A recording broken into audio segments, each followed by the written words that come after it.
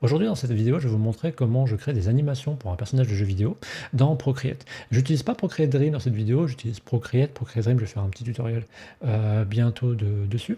Mais là, j'ai fait une petite animation que j'aime beaucoup pour un personnage, et donc je voulais vous montrer un petit peu comment j'ai fait. C'est pas une vidéo complète où je vous montre comment tout le processus depuis zéro, parce que j'ai mis à peu près quoi 3 4 heures pour faire le personnage, donc j'ai pas envie de filmer pendant 3 heures et ensuite mettre la vidéo en ligne, c'est long et c'est chiant. À part si vous aimez me regarder dessiner en écoutant du Cypress Hill, bah, à part ça, ça va être assez chiant. Mais par contre, je vous montre vraiment en détail comment j'ai créé mon animation, les étapes et ainsi de suite. Donc si ça vous intéresse, bah, regardez cette vidéo, je vais vous montrer comment on fait. Et donc bah, si ça vous intéresse, on commence. Bon là je suis dans Procreate et d'abord ce que je vais vous montrer c'est le résultat. Donc ça c'est ce que j'ai fait. Et vous pouvez voir, j'ai mon petit personnage qui court et j'ai séparé chaque partie de son corps en 3 parties. Comme ça me permet de pouvoir travailler tranquillement mon animation. Ok, donc c'est un résultat plutôt cool, c'est sympa. Ce que je vais vous montrer, c'est comment j'ai fait en fait. Ça a commencé avec ce dessin ici, enfin ce dessin, ce croquis. Et en fait, je faisais juste un test avec les gens. Mais c'est comme ça que je fais en fait, de manière générale. Quand je veux faire quand je veux tester quelque chose, je travaille toujours d'une manière simple, je travaille toujours sur du croquis parce que ça me permet de pouvoir, arriver à trouver, les idées qui marchent sans avoir à perdre énormément de temps à dessiner quelque chose de très complexe. Et donc là, j'avais commencé à dessiner ce mouvement de jambe parce que je voulais faire un personnage pour un jeu vidéo qui soit dessiné et qui puisse courir. Et donc, il fallait que je travaille d'abord le mouvement des jambes. Ça, c'est l'un des mouvements les plus emblématiques quand on veut faire une animation de course. C'est l'un des plus importants.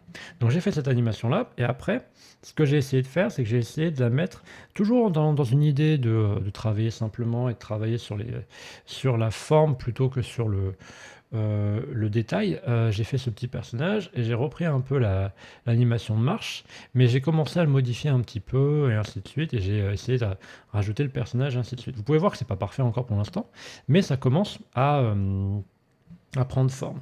Ensuite, ce que j'ai fait, c'est que je suis parti sur ce petit personnage. Et donc là, j'ai créé ce petit personnage que vous voyez ici. Ce que j'ai fait, c'est que j'ai commencé à essayer d'imaginer comment il pouvait courir à partir de ce que j'avais fait avant. Donc d'abord, j'ai commencé à le dessiner comme ceci. Puis après, je l'ai divisé en plusieurs parties et j'ai mis chaque partie sur un calque pour pouvoir être sûr de pouvoir les réutiliser. Et donc ça, c'est quand il ne bouge pas, par exemple. Et donc là, dans ce croquis, ce que j'ai fait, c'est que j'ai créé donc une animation quand le personnage ne bouge pas, et j'ai créé une animation quand le personnage bouge. Et donc ça donne ça, comme vous pouvez voir. Et j'ai gardé la même idée.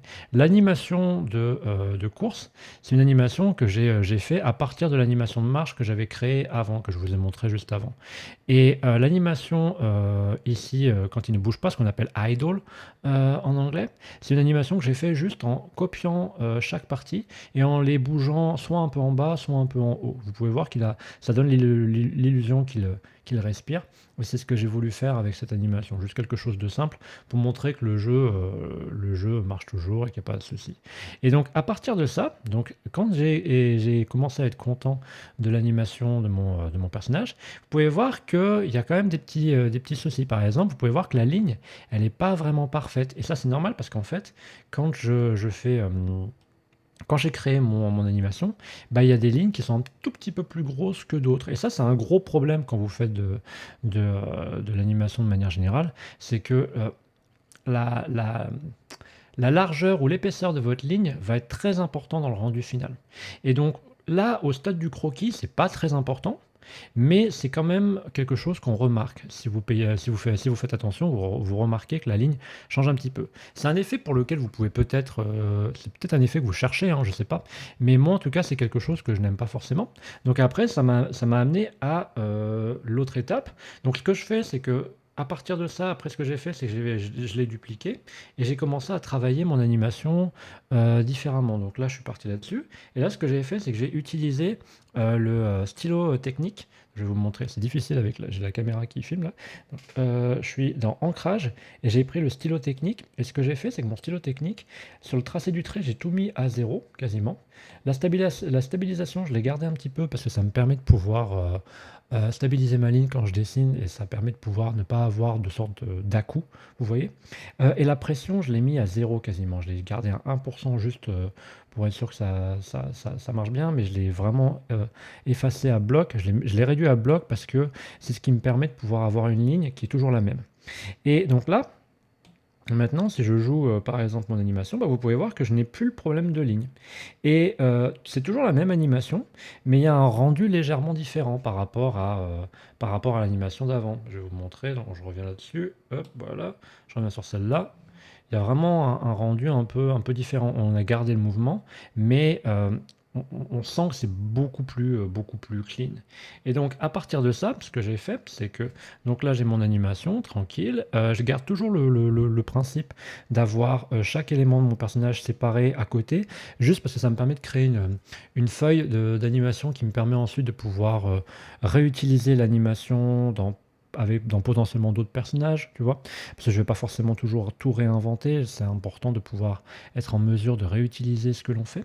Et ensuite, bah, ce que j'ai fait, c'est juste que je suis arrivé dans ma galerie et je l'ai juste encore une fois, j'ai dupliqué et après je suis arrivé sur ce petit personnage-là, enfin, sur ce croquis-là. Et ce que j'ai fait, c'est que là, j'ai voulu changer, j'ai voulu créer les couleurs. Donc quand tu crées les couleurs, ce que tu fais, c'est que moi, en tout cas, ce que je fais, c'est que je vais dans le calque et je vais tout en bas. Et ici, vous avez couleur d'arrière-plan. Et en fait, en général, elle est mise sur blanche, mais si vous cliquez ici, après, vous pouvez changer la couleur que vous voulez. Donc, vous pourrez par exemple aller sur le disque et vous pouvez changer votre couleur si vous voulez, etc. Ça marchera. Et ça, c'est une étape importante parce que quand on fait de la colorisation, les couleurs interagissent avec le fond. Et donc, si vous avez un fond de couleur, eh ben, la couleur va interagir avec. Et c'est quelque chose qui est très important à comprendre quand on fait de la colorisation. C'est que si vous colorisez sur un fond blanc, mais par exemple, ça c'est pour un jeu vidéo, donc ce personnage il va être probablement dans plein de... il va être dans des environnements avec plein de couleurs différentes où le blanc sera minoritaire. Et bah du coup, si je base mes couleurs que sur le blanc, ça va automatiquement fausser un petit peu la façon dont je fais dont je fais mes couleurs. Donc ce que j'aime bien faire, c'est que j'aime venir dans la couleur d'arrière-plan et j'aime la changer. Souvent, je mets un peu une sorte je sais même pas ce que c'est cette couleur, un beige cassé, un jaune cassé, je sais pas, tu vois. Mais j'aime bien faire ça, comme ça me permet d'apprécier les choses. Et un truc qui est important, c'est que aussi, tout est sur un calque. Vous pouvez voir que chacune de mes animations est sur un calque, les couleurs, etc. Je vais fermer tout ça. Je vais juste fermer tout ça, voilà. Et je vais aussi fermer celle-ci et celle-ci. Donc là, j'ai mon calque. Et vous pouvez voir que tout est sur un calque. Vous pouvez voir que ma ligne est sur le même calque, la peinture est sur le même calque, et mon personnage est construit sur le même calque.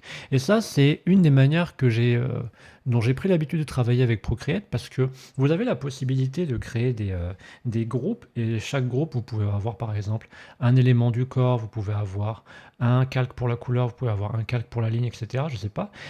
Mais c'est quelque chose qui devient très difficile à gérer quand on fait beaucoup d'animations. Et moi, c'est mon cas, je fais beaucoup d'animations. En général, j'ai une animation idle quand le personnage ne bouge pas, j'ai une animation de course, j'ai une animation de saut, une animation d'attaque, j'ai une animation d'impact quand le personnage prend un coup, j'ai une animation quand il meurt, enfin, j'ai plein d'animations vraiment. Et ça devient très pénible de travailler comme ça. Et dans Procreate Dream, Procreate Dream, je suis encore un peu partagé. Je ferai une vidéo là-dessus où j'expliquerai un peu plus en détail ce que j'aime et ce que j'aime pas.